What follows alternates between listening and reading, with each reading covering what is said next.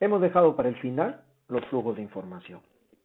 En épocas pasadas, los procesos descritos anteriormente funcionaban de forma inconexa.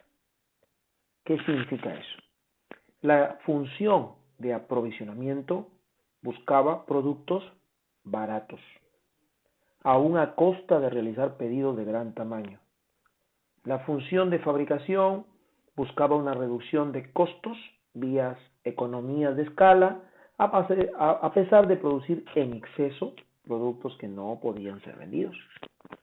Por último, la función de distribución se preocupaba sobre todo de colocar los productos de la forma más barata posible, sin atender las exigencias de rapidez a los clientes. ¿Qué significa todo esto? Significa que no había un proceso holístico. ¿Por qué? Porque las metas se establecen o se establecían directamente por áreas. Por ejemplo, ¿qué le interesa a la parte de distribución? Cuando alguien vende el producto, le interesa variedad. A la fabricación, ¿qué le interesa? Aumento de volúmenes de producción, porque al aumentar la producción, los costos unitarios, entre comillas, bajan. ¿Y qué le interesa a quien compra? Le interesa comprar la mayor cantidad con descuentos.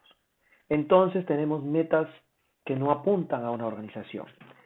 Por ejemplo, no olvidemos que nosotros debemos comprar solo lo que necesitamos para fabricar y debemos fabricar solo lo que necesitamos para distribuir.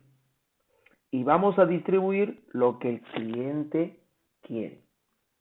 Entonces todo esto se traducía en tiempos largos de respuesta al cliente y un exceso de stock en partes distintas del proceso logístico. Claro, ¿por qué? Porque el proveedor nos vendía lo que nosotros le comprábamos en gran cantidad por los descuentos por cantidad. Y nos quedábamos con un montón de material que no usábamos en la fabricación. Cumplíamos nuestra meta, que era llegar a obtener precios cómodos, pero estábamos comprando cosas que luego no fabricábamos o que no usábamos para fabricar. En la fabricación nos llenábamos de productos para mantener a la gente ocupada y a los recursos trabajando al 100%, pero eso no era la solución porque fabricábamos cosas que luego no vendíamos. Y los que vendían le interesaba variedad y ofrecían al cliente lo que luego no podían fabricar y por ende no podían cumplir. Entonces todo este caos generaba una serie de dificultades en la organización. Con la gestión de la cadena de suministro se trabaja de manera holística. Entonces, si nosotros generamos una previsión de demanda, que sería un pronóstico, esto nos llevaría a saber qué vamos a fabricar y esto nos llevaría a saber qué vamos a comprar. O sea, las técnicas modernas de gestión de stock se encaminan hacia la reducción de las existencias y la calidad del servicio por encima de cualquier otra consideración. En este proceso de cambio, la información se convierte en un elemento indispensable. Por eso es que ahora se usan mucho los indicadores claves de gestión que le están diciendo de manera estratégica a una empresa cómo es que vamos. No olviden que solo tiene información una empresa cuyo procesamiento de datos es el adecuado. Es decir, si yo quiero tomar una decisión, debo tener información, no datos. Y una información se debe construir. ¿Cuándo una empresa tiene información? Cuando tiene respuesta a las preguntas que necesita responder. Los sistemas de gestión de stock más modernos se basan en flujos de información y funcionan más o menos así. Yo tengo una previsión de demanda, entonces, ¿qué productos terminados requiero? Mi demanda más mi stock de seguridad. Un stock de seguridad son las unidades o colchones de unidades que yo necesito tener para cubrir el mercado bajo cualquier ocurrencia externa. Entonces, ¿qué debo fabricar? Debo fabricar la cantidad de productos terminados que requiero menos el stock que yo ya tengo. Stock de productos terminados disponibles. Y entonces, la previsión de materiales requeridos es todo el material que yo necesito para cumplir mi fabricación, sumado a mi stock de seguridad de esos materiales. Aquí ingresa a tallar lo que se llama una planificación de requerimientos de materiales. Y por lo tanto, ¿qué le pido a mi proveedor? La previsión requerida menos lo que yo ya tengo de stock en mi almacén. Este es el orden lógico. Para todo esto necesitamos tener una estructura de datos que nos proporcione la información. Pongamos un ejemplo en una actividad casuística.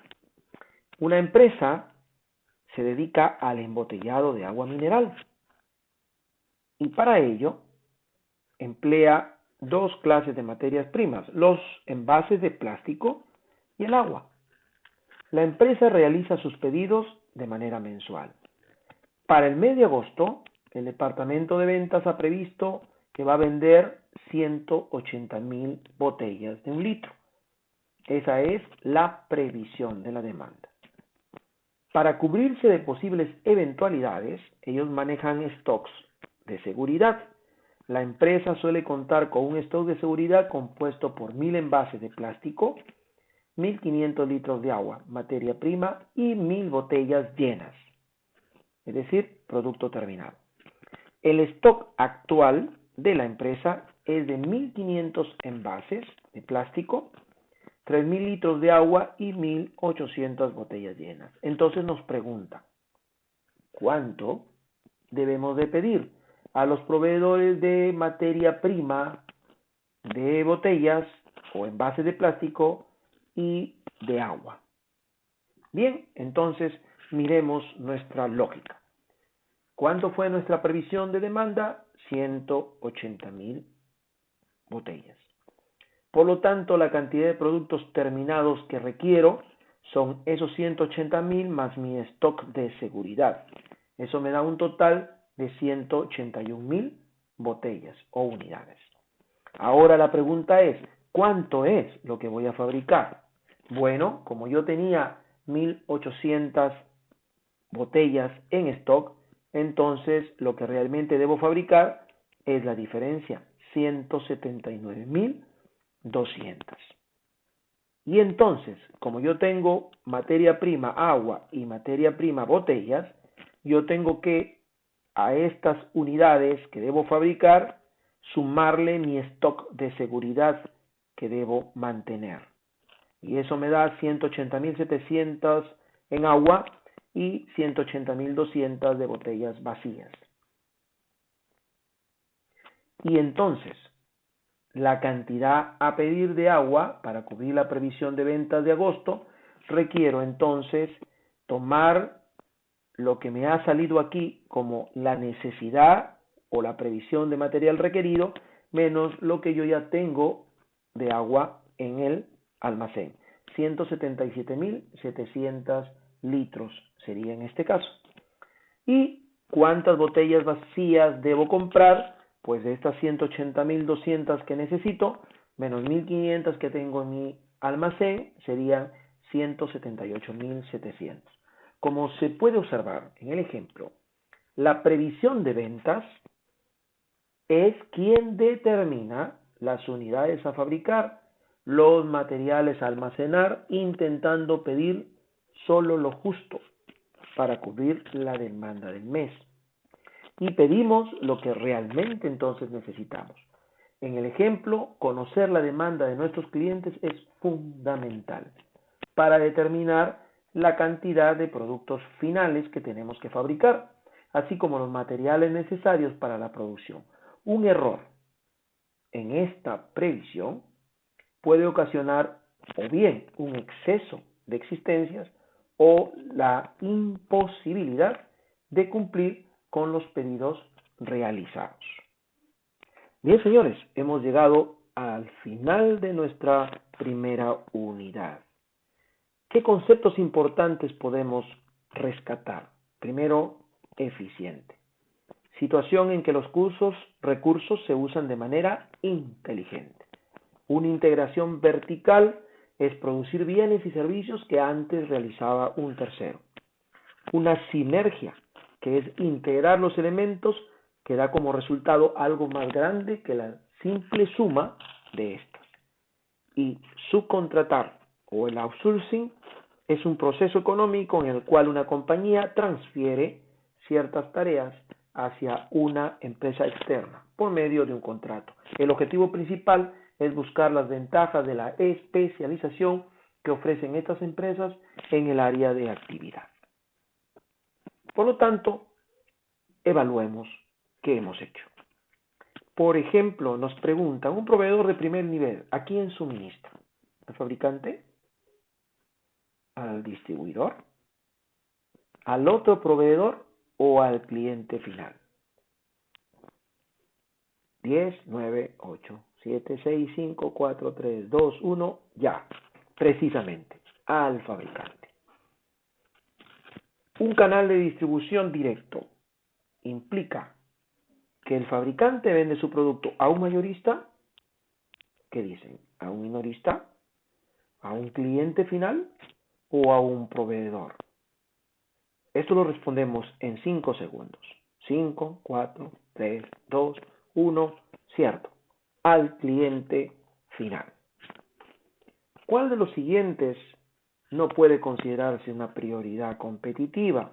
La administración, calidad, costos, capacidad de respuestas. Esto lo podemos resolver en 3 segundos. 3, 2, 1, cierto. Administración. Uno más. Una cadena de suministro eficaz tiene como principal objetivo aprovechamiento de la capacidad, reducción de inventarios en toda la cadena, la capacidad de respuesta o ninguna de las anteriores. Esto lo respondemos más rápido. Cierto, la capacidad de respuesta. Muy bien, entonces hemos terminado nuestra primera unidad y les espero para los siguientes videos. Hasta la próxima.